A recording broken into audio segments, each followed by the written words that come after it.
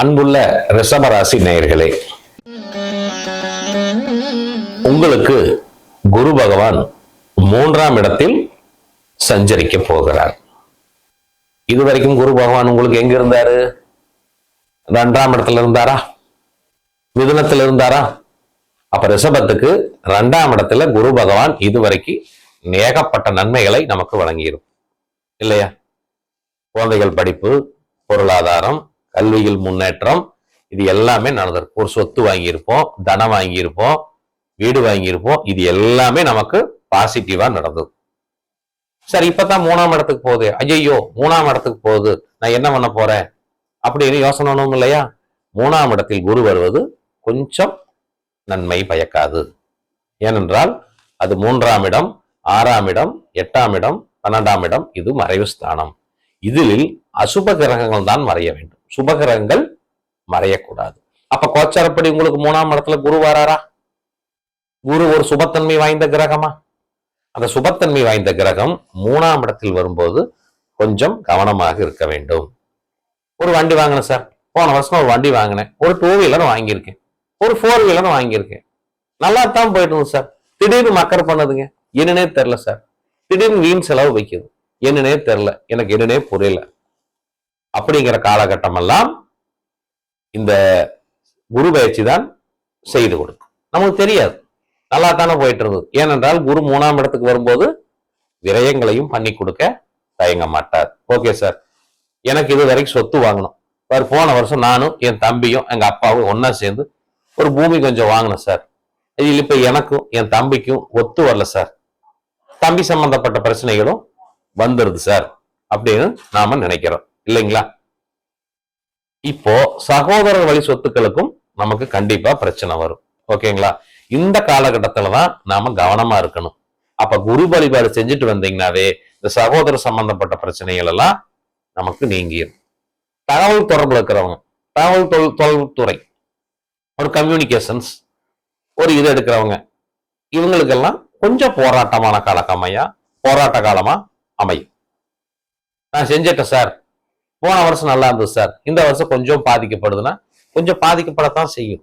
ஏன்னா சுக்கிரனுடைய வீடு இல்லையா ரிஷபராசி, இவரு தேவகுரு இல்லையா, அவரு அசுரகுரு இல்லையா? அப்ப நம்ம யோசனை பண்ணி பார்க்கணும் இல்லையா?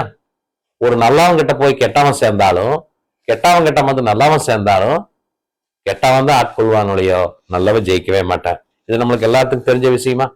பெரியவர்கள் மூத்தவர்கள் என்ன சொல்லி வைக்கிறாங்க? கெட்டவன் கிட்ட நல்லவன் போய் சேர்ந்தாலும் இந்த நல்லவனும் சேர்ந்து கெட்டவனா போயிடுவான். சரி, நல்லவனோட சேர்ந்து கெட்டவன் நல்லவனா மாறுவான்னு சொல்றாங்களா? இல்ல.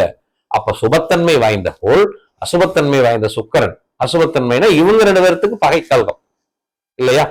அந்த பகை கிரகம் ஒன்று கூடி பார்க்கும் போதும் செய்யும் போதும் நம்மளுக்கு இப்படிப்பட்ட பிரச்சனையை செய்து கொடுத்து விடும்.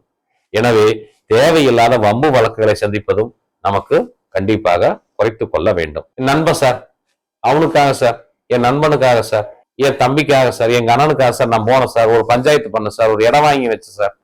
ஆனா என்ன சந்திச்சோம் தெரியாது, வாங்கிடுவோம். ஆனா வாங்கினதுக்கு அப்புறம் தான் தெரியும் அதுல வில்லங்கங்களும் இருக்கும், விபரீதங்களும் இருக்கும். அதனால கண்டிப்பா இதுல நம்ம கவனமா இருக்கணும். இப்போ ரிஷபராசிக்கு சுக்கிரன் சொந்தக்காரன் சொல்லிட்டோம். சுக்கிரனுடைய ஆதிபத்தியம் வேலை செய்யுமா? அத்தை, சகோதர சகோதரிகள், இவங்கள் சம்பந்தப்பட்ட உறவுகள் இருந்தாலும் நமக்கு சொத்து சண்டை, வாய்க்கா வரப்பு சண்டை, இதெல்லாம் இருந்திருக்கா? வந்ததா? நடந்ததா? அப்போ இது எல்லாமே உங்களுக்கு பரிபூர்ணமாக மாறக்கூடிய சூழ்நிலையும் வந்துடும். தந்தை, தாய், உடல் நலம், மருத்துவ செலவுகள் செஞ்சோம். இந்த மருத்துவ செலவுகள் இப்படியே போயிருமா, இல்ல மாற்றத்தை பண்ணுமா? இப்படி டெய்லி நாம ஆஸ்பத்திரியே போயிட்டு இருக்கிறோமே, நம்மளுக்கு இது மாற்றம் வராதான்னு ஏங்கியிருக்கோம் இல்லையா? அப்ப இந்த ஏக்கமும் உங்களுக்கு மாறக்கூடிய காலங்கள் வந்துடுது. குழந்தைகள் சார், பையன் 10வது படிக்கிறான் சார், புள்ள 12வது படிக்க சார், உயர்கல்விக்கு போகணும், என்ன பண்றன்னு தெரியல, ஒரே குழப்பமா இருக்குது அப்படிங்கிறீங்களா? கண்டிப்பா நீங்க குரு பகவானை வழிபட்டு வரும்போது ஒரு சிறந்த முன்னேற்றத்தை உங்களுடைய மகனோ மகளோ கண்டிப்பா அடைவாங்க. ஏன்னா குரு பகவானை வழிபட்டாதான் உங்களுடைய கல்வி சிறக்கும், வித்தை சிறக்கும், ஞானம் சிறக்கும். ஓகேவா? அதனால நீங்க கண்டிப்பா போய் நவ கிரகத்துல இருக்கிற குரு பகவானை வழிபட்டுவாங்க. குரு பகவான் ஸ்தலம் எங்க இருக்குதுன்னு பேசணும் இல்லையா? ஆலங்குடி ஆபத் சகாயேஸ்வரர், செங்கோட்டை தட்சிணாமூர்த்தி, சென்னை பாடி தட்சிணாமூர்த்தி, இவங்களை எல்லாம் முடிஞ்சா போய் வழிபட்டுவாங்க. ஏன்னா உங்களுக்கு ஆன்மீக நாட்டம் இயற்கையாவே வந்துடும். ஏன்னா நம்ம பிரச்சனையை சந்திக்கிறோம். யாரோ நம்மளை பேசுவாங்க, நீ அந்த தொழில் பண்ணலாம், இந்த தொழில் பண்ணலாம், நீ இப்படியே இருந்து என்ன பண்ணணும்னு செய்வாங்க. ஆனா கொஞ்ச காலம் அதையே ஆரப்போம். கண்டிப்பா காலம் மாற்றம் வரும்.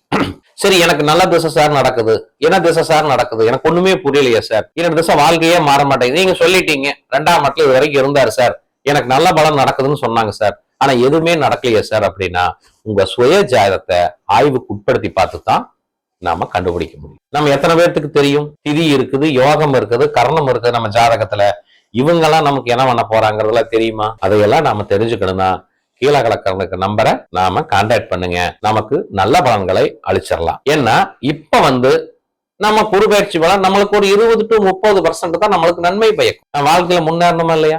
அப்ப சுய ஜாதகத்தை பரிசோதனை செய்யணுமா இல்லையா?